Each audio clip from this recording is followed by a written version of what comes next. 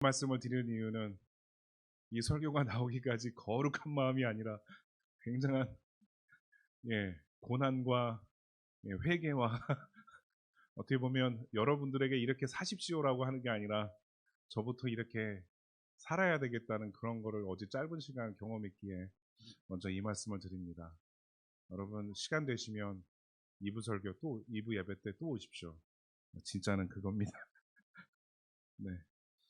지난 주일에는 우리가 우이동에 있는 그 북한산, 북한산 우이동에 있는 어, 곳으로 가서 마풀대학원에서 야외 예배를 함께 했습니다. 그래서 식사 후에 아이들과 함께 그 북한산 둘레길을 잠깐 산책을 했습니다. 왕복 한 1시간 거리였는데요. 가다 보니 이제 저희가 놀이터가 있어가지고 아이들과 함께 올라가서 이제 놀았습니다. 노는데 그쪽에 한쪽에 그 웬 젊은이들이 모여 있는 겁니다. 요즘 젊은이들이 그 모여 있는 걸 그 구경하는 게 저에게는 또 소소한 또 즐거움이라서 또 반갑고 해서 도대체 뭐하러 여기에 모였나 이렇게 지켜보니 코땡농 그 상호를 얘기할 수 없어서 코응농 코응농 등산학교 그러니까 아시는 그 아시죠? 그 옷 만드는데 신발 만들고 옷 만드는데 아시죠? 코응농 예, 코 개그 콘서트를 안 보시나 봅니다. 부활했습니다. 개그 콘서트. 네. 그 코응롱 등산학교에서 그 같이 함께 오신 분들이었어요. 그래서 근데 그분들이 뭘 펴놓고 있냐면 지도와 나침반을 펴놓고 이제 함께 회의도 하고 뭐 물도 마시고 뭔가 이렇게 준비를 하는 것 같았어요. 근데 그 중에 저희 어린이의 그 교회 그 친구 하나가 저한테 물어보는 거예요. 왜 저분들은 여기서 뭐 하냐?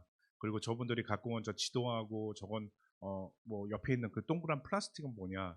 그래서 제가 설명을 좀 해줬죠 그 친구한테. 근데 또 그 친구가 또 질문이 이어지는 거예요. 이게 제가 그렇게 설명했거든요. 저거는 산에 올라가기 위해 필수적인 거다. 우리는 그냥 올라가지만 저분들은 지도를 보면서 나침반을 보며 그런 독도법을 가지고 이렇게 북한산을 돌기 위해서 이렇게 하는 거다. 길을 잃지 않기 위해. 근데 이제 이 말을 들은 아이가 저한테 물어보는 거예요. 만약에 저분들이 저걸 가지고 있어도 길을 잃어버리게 되면 어떻게 하나요? 라고 질문을 하는 겁니다. 저는 거기서 사실 말문이 막혔습니다. 만약에 여러분들이 이런 질문을 받게 된다면 어떻게 하시겠습니까? 119에 전화해서 헬기를 타고 내려올 수 있다. 뭐 이렇게 얘기하시겠습니까? 그건 안 되잖아요. 뉴스에 나오니까. 어떻게 대답하시겠어요? 어, 2020년 코로나 팬데믹 이후에 한국 사회는 많은 변화를 겪었습니다. 교회도 그렇고요. 그래서 우리가 잘 아는 안나가 성도, 가나안 성도가 늘었고요. 교회 안팎으로 여러 가지 문제가 있었습니다. 그래서 지금까지도 그 여파로 교회는 어려운 교회들이 상당히 많습니다. 수습하기 위해서 애를 쓰지만 수습할수록 더 어려운 지경에 빠지는 교회들을 보게 됩니다. 모이기 어렵다고 하는 이때에 보내는 일을 하는 교회가 있습니다. 29곳의 교회로 1만 성도를 보내는 파송 운동을 2년째 꾸준히 하고 있는 분당 우리 교회입니다. 이제는 거기서 이 보내는 운동뿐만 아니라 지금 예배처소로 사용하고 있는 그 드림센터를 사회에 환원하기로 했습니다. 이에 대해서 담임인 이찬수 목사님은 인터뷰에서 이렇게 말했습니다. 가나안 성도가 많이 늘어났는데 29개 지교회를 계기로 세우는 것을 계기로 곳곳에서 이 가나안 성도가 돌아오고 있다는 소식을 들었습니다. 중간 생략하고요. 그런데 이제 교회들이 코로나 핑계를 댈 수 없는 때가 왔습니다. 이처럼 모이지 않는다는 이야기가 많이 들리고 다음 세대 위기론도 계속됩니다. 이런 때에 청년 다음 세대를 향해서는 등산을 하다 길을 잃으면 어떻게 합니까? 이게 만약에 청년과 다음 세대를 향해서 애는 쓰고 있지만 그 애 쓰는 것들이 헛수고일 때, 그러니까 그렇게 길을 찾아서 방법을 찾기 위해서 애는 쓰지만 그래도 길을 잃으면 어떻게 합니까? 라는 걸로 비유하는 겁니다. 만약에 길을 잃게 된다면 자기 감각으로 길을 찾아봅니다. 이 길로 가면 나올까? 저 길로 가면 나올까 하는데 그게 가장 위험한 거라고 하잖아요. 지금 시대적으로 길을 잃어버린 상황이기 때문에 등산으로 예를 들었을 때 길을 잃으면 자기 감으로 길을 뚫어가는 것이 아니라 원점으로 돌아가라고 하거든요. 원래 왔던 길은 아니니까요. 여러분, 조금 전에 우리 함께 읽었던 본문에 이처럼 위기 상황에서 길을 잃은 사람들의 이야기가 나옵니다. 이들은요, 예수님께서 직접 불렀던 사람들이에요. 그리고 예수님을 가장 가까이에서 봤던 사람들입니다. 그러나 예수님이 십자가에 달리실 때는 그 곁에 남아있는 제자들이 별로 없었습니다. 거의 없었습니다. 모두 도망갔으니까요. 하지만 예수님은 부활하셔서 그들을 찾아오셨습니다. 부활하신 예수님을 직접 본 사람들입니다. 그런데 또 지금은 마음이 이끄는 대로 몸은 갈릴리에 와 있지만 예전처럼 다시 그물을 던지며 고기 잡는 일을 하고 있습니다. 깊은 밤이 지나고 날이 새어가고 새벽에 대일 즈음이 될 때까지 이 7명 남짓되는 이들은 아무것도 잡지 못했습니다. 이대로 날이 밝아 뜨거워져서 빈손으로 배를 무태대고 그만 물고기 잡는 걸 그만해야 될 때입니다. 빈 그물을 끌어올리고 빈 손을 반복하고 있습니다. 갈릴리 호수에서 배에 타고 있는 제자들은 마치 지난 3년의 시간을 돌아 다시 원점에 돌아온 것 같았을 것입니다. 그런데 말입니다. 이때 부활하신 예수님이 제자들을 찾아오셨습니다. 얘들아, 뭘 좀 잡았니? 얘들아, 뭐 잡았어? 얘들아, 이번에는 그물을 배 오른쪽에 던져봐. 그러면 잡을 수 있을 거야. 약 100m 거리 되는 그 호숫가에서 날이 새 때쯤이면 거기가 대부분 수증기로 인해서 안기라고 하죠. 예, 꼈을 것 같기도 하고, 혹시 아니더라도 그 사람이 서 있는 사람이 누군지 제대로 몰랐을 거리가 충분할 겁니다. 그런데 소리는 들려옵니다. 친근하고 따뜻하게. 이렇게 말씀하시면서 예수님은 제자들에게 다시 한번 나타나셨던 겁니다. 그리고 하신 일을 통해 우리가 함께 이 시간에 생각해 보길 원하는 것들이 있습니다. 첫 번째는요, 부활하신 예수님이 제자들에게 무엇을 하셨나에 대해 보도록 하겠습니다. 예수님이 제자들에게 무엇을 하셨을까요? 예수님은요, 나타나서 그 자리에 함께 계셨습니다. 배에 타고 있던 베드로는 예수님을 모른다고 했던 사람입니다. 예수님은 나와 상관없는 사람이라고 했습니다. 어떤 때에 예수님이 공경에 처했을 때, 심한 공경에 처했을 때, 예수님이 이제 십자가에 달려 돌아가시기 직전 사람들에게 모욕과 수치를 당하고 계실 때 베드로는 모른다고 했던 사람입니다. 이 사건은 베드로의 마음에 떠나지 않았을 것입니다.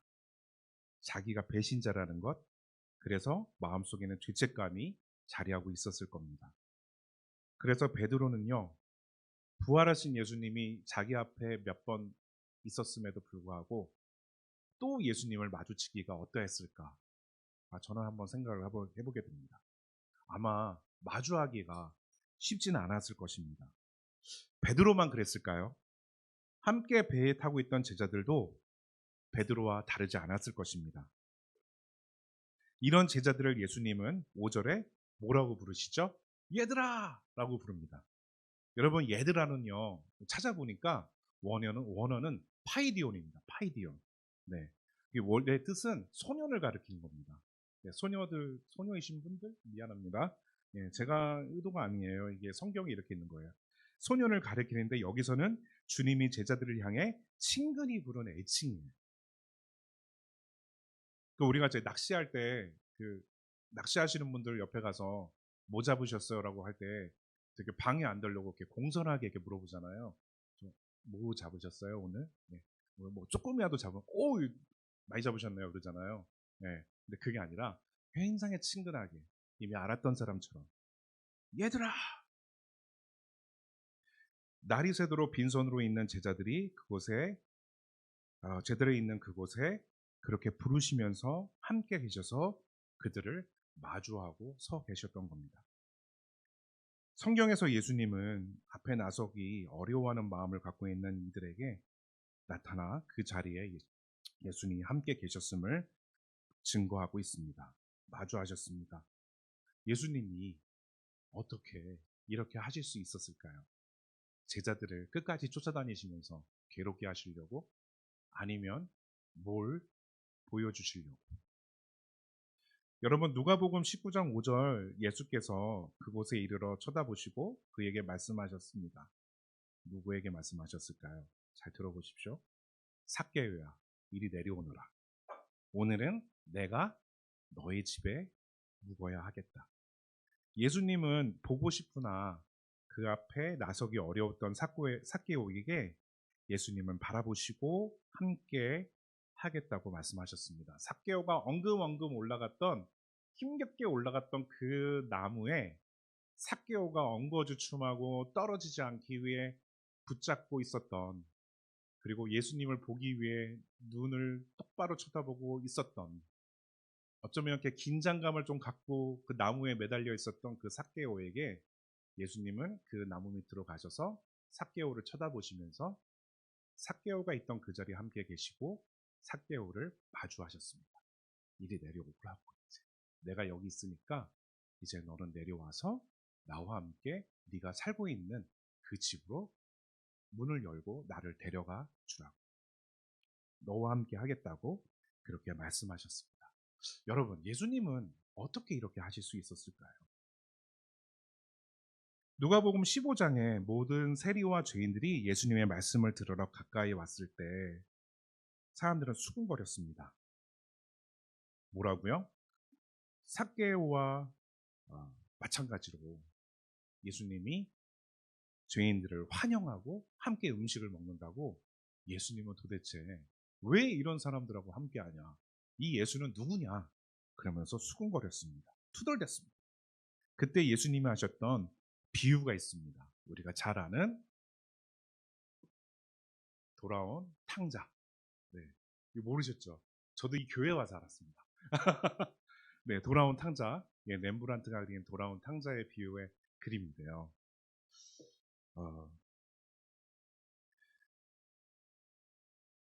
그때 예수님이 하셨던 이 비유에서 우리가 볼 수 있는데요. 중략하고요. 20절에 아버지는 아들이 멀리서 오는 것을 보고 측은한 마음이 들어서 달려가서 아들을 얼싸안습니다. 이 아들은 어떤 아들입니까? 네, 자기가 하고 싶은 대로 아버지한테 재산을 미리 달라고 해서 외국으로 가서 다 쓰고, 네, 자기 마음대로 살다가, 그리고 빈궁해지니까, 네, 가난해지니까 이제 아버지한테 돌아가면 그래도 먹을 게 있으니까, 네, 돌아가면 그 종이라도 되겠다, 그런 마음으로 이제 아버지께 돌아온 아들의 이야기입니다. 가면 혼나겠죠? 라고 생각했을 겁니다. 가면 쫓아내겠죠? 그럴 수도 있겠죠? 라고 생각했을 아들일 겁니다. 그런데 예수님은 여기에 나오는 아버지를 이렇게 말씀하셨습니다. 측은한 마음이 들어서 달려가서 아들을 얼싸안고 입을 맞추었다. 죄책감으로 가득 찬 돌아온 아들을 불쌍히 여기면서 그 아들이 서 있는 그 자리까지 달려갔습니다. 한 걸음에 달려가서 그 자리에서 마주하며 함께 했습니다. 이 비유에서 아버지는 하나님이고 돌아온 탕자가 죄인인 우리라면 어떻게 하나님은 이렇게까지 돌아온 우리에게, 회개하는 우리에게 이렇게 하실 수 있었을까요? 라고 우리는 한번 생각해 봤으면 좋겠습니다. 두 번째는 부활하신 예수님은 제자들을 생명의 식탁으로 초대하여 마주하셨습니다. 여러분, 제자들은 예수님을 알아보았어요. 그래서 누구세요 하는 사람이 없었습니다. 네, 이미 물고기를 그렇게 많이 잡아 올린 그 사건들이 예수님을 처음 만났던 그 사건과 너무 같았기 때문이죠. 그런 일을 보여주시고 그런 일에 함께 하시는 분이 바로 예수님이라는 것을 자기네들은 감각적으로 알았고, 그리고 눈으로도 가까워지니 예수님인 걸 알게 됐던 거죠. 이윽고 예수님을 말씀하셨습니다. 와서 조반을 먹어라. 쉽게 얘기하면 와서 아침밥 먹자, 밥 먹자, 같이 밥 먹자라는 겁니다. 여러분, 이어서 12절에 사용된 조반의 원어의 뜻은 아리스톤, 아침이라는 거에서 파생됐습니다. 식사의 의미 외에는 없습니다. 날이 새도록 헛수고한 제자들이 얼마나 배고팠겠습니까? 그리고 본문에 묘사된 대로 하면 예, 숯불, 예, 타닥타닥 그 나무 소리가 나는 그 숯불과 그 날이 거의 새어가고 그 밤과 새벽이 밤과 아침이 되는 그 경계 속에서 그 숯불이 주는 그 느낌은 얼마나 따뜻하게 왔었을까요? 그리고 물고기, 그리고 누군가는 수고하며 만들어져서 그 거기서 그 강가에 오기까지 수고했어야 할 빵, 예, 빵. 그 주변에 빵 구하기 어렵습니다. 예, 지금도 그렇습니다. 그 빵은 배고픈 이들에게 꼭 필요한, 당장 필요한 겁니다. 제자들에게 필요한 것을 아시고 준비한 자리에 제자들을 초대하셨습니다. 그리고 그저 식사를 하자고 하실 뿐입니다. 여러분, 누군가가 나를 배신하거나 상처를 주었는데 여러분 밥 한 숟가락 같이 하고 싶을까요? 그 반대라면 얼마나 불편한 마주함일까요? 마주치기도 싫을 것입니다. 그러나 이 부활하신 예수님은 달랐습니다. 이 예수님이 어떻게 이렇게까지 하실 수 있었을까요? 전에 여기 그 정우람 전도사님이 설교 때 그런 표현했습니다. 굳이 이렇게까지 하셔야 하는 이유가 무엇이었을까요? 여러분, 돌아온 탕자의 비유에서도 보면 아버지는 회개하는 이들을 위해 잔치하며 즐거워했습니다. 송아지도 잡고 사람도 불러서 막 초대도 하고 크게 잔치를 벌였습니다. 아들은 지금 아버지한테 어떻게 될지도 모를 운명인데 아버지는 그저 아들이기 때문에 환영하고 환대하고 그리고 그 모든 일들을 다 덮어주고 그리고 그 먹는 잔치에 그 사람들을 모여서 기뻐하는 자리에 초대했습니다.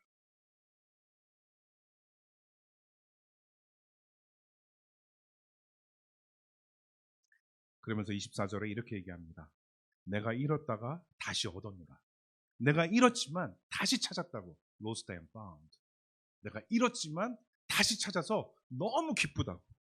제자들을 마주한 예수님은 직접 비유로 말씀하셨던 비유처럼 제자들을 마주하셨을 것입니다.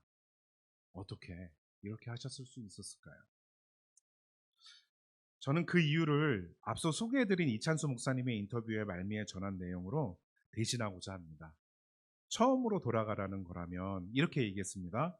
처음으로 돌아가라는 거라면 저는 그게 갈라디아서 2장 20절을 포함한 십자가라고 생각합니다. 이것이 우리 복음의 가장 출발이니까요. 그래서 저는 사순절과 고난주간을 맞으면서 이 갈라디아서 2장 20절을 많이 묵상했습니다. 이렇게 나오잖아요. 내가 그리스도와 함께 십자가에 못 박혔나니 그런즉 이제는 내가 사는 것이 아니요 오직 내 안에 그리스도께서 사는 것이라. 이제 내가 육체 가운데 사는 것은 나를 사랑하사 나를 위하여 자기 자신을 버리신 하나님의 아들을 믿는 믿음 안에서 사는 것이라. 여기서 십자가의 의미를 가르쳐 주시는데요. 며칠 전 새벽에 여기서 한 구절이 확 와닿는 걸 경험했어요. 이 십자가가 나를 사랑하사 나를 위하여 자기 자신을 버리신 이 구절이 확 와닿았습니다. 이것이 사랑의 문제잖아요. 나를 사랑하사 나를 위하여 자기 몸을 버리신 이게 십자가라더라고요. 그래서 우리 젊은이들이나 기성세대나 할 것 없이 모두 지금 혼미한데 길을 잃었는데 나를 사랑하사로 시작한 것이 복음이고 나를 사랑하사 나를 위하여 자기 몸을 버리신 이 십자가의 근본 존신이 하나님의 우리를 향한 사랑이라는 것을 기억하고 좀 힘을 냈으면 좋겠습니다. 이게 며칠 전 제가 새삼스럽게 확 와닿은 말씀입니다. 여전히 나를 사랑하사 나를 위하는 분이 그리스도이시고 그 증거가 십자가라는 것. 그 십자가를 많이 묵상하는 것이야말로 길 잃은 사람이 원래 출발지로 돌아가는 것이 아닐까 생각합니다. 이제 말씀을 마무리하겠습니다. 여러분, 예수님은 우리를 죽기까지 부활하셔서 끝까지 사랑하십니다.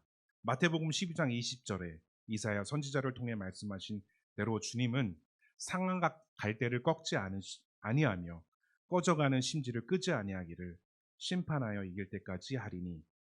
여러분, 상한 갈대라도 꺼져가는 심지를 할지라도 예수님께 돌아와 회개하고 믿음의 주여 온전케 하시는 예수님이 지금 나의 영혼의 문을 두드리고 마주하시기 위해 앞에 와 계십니다. 제자들은 상한 갈대 같았고 꺼져가는 등불이라고 자기 자신을 생각했습니다. 그럴지언정 예수님은 그 상한 갈대를 더 꺾지 않으시고 그 꺼져가는 등불을 발로 이기지 않으시고 오히려 살리시기 위해 제자들에게 나타나셔서 마주하셨습니다. 식사를 하신 것 예수님은 누누이 말씀하셨습니다. 내가 생명의 빵이라고. 나를 먹으면 굶주리지 않을 거라고. 언제까지? 영원히. 나를 마시면 목마르지 않을 것이라고. 언제까지? 영원히. 누누이 말씀하셨습니다. 괜히 그 밥상을 차려주셨을까요? 거기로 초대하셨을까요? 부활하신 예수님이 우리의 생명의 빵이고 음료라는 것을 제자들에게 보여줬던 것입니다. 그래서 사도행전에 제자들이 이렇게 사람들에게 고백합니다. 우리는 그 현장에 있었습니다. 우리는 나타나셔서 우리를 마주하신 그 예수님이 그 계신 곳에 우리는 증인입니다. 왜 어떻게 증인이 될 수 있었을까요? 생명의 빵이요, 생명의 음료이신 그 예수님을 그때도, 지금도, 앞으로도 영원히 먹고 마실 수 있는 그 믿음을 제자들이 갖고 있었기 때문에 그 모두가 순교했을 때까지, 순교할 때까지 그들은 예수님을 기쁨으로 전했던 겁니다. 여러분, 우리가 제자들처럼 순교할 수는 없을 겁니다. 우리는 어쩌면 그런 사명이 우리에게 소명이 있을지 없을지 모르겠습니다. 근데 그게 중요한 게 아닙니다. 이 본문을 통해서 저와 여러분들에게 같이 함께 기억하고 싶은 것은 뭐냐면 지금 이 순간에도 우리를 살리시기 위해 생명의 빵과 생명의 아메리카노? 네, 아메리카노로 우리에게 지금도 나타나시면서 우리를 마주하고 계시다는 겁니다. 여러분, 이 주님을 향해 우리 마음의 문을 열어야 한다면 어떻게 해야 될까요? 여러분들이 주님께 물으며 그 거룩한 도전의 믿음의 길로 나아가시는데 힘을 내시길 바랍니다. 우리는 길을 잃은 것이 아닙니다. 우리가 새로운 성전으로 갑니다. 그건 길을 잃은 게 아닙니다. 오히려 우리에게 감사한 것이고 우리에게 또 새로운 길로 나아갈 수 있는 주님이 예비하신 길일 겁니다. 그곳에 우리는 함께 먹고 마실 것입니다. 무엇을? 예수 그리스도를. 예수님이 우리 같이 함께 기도하겠습니다. 제가 기도합니다.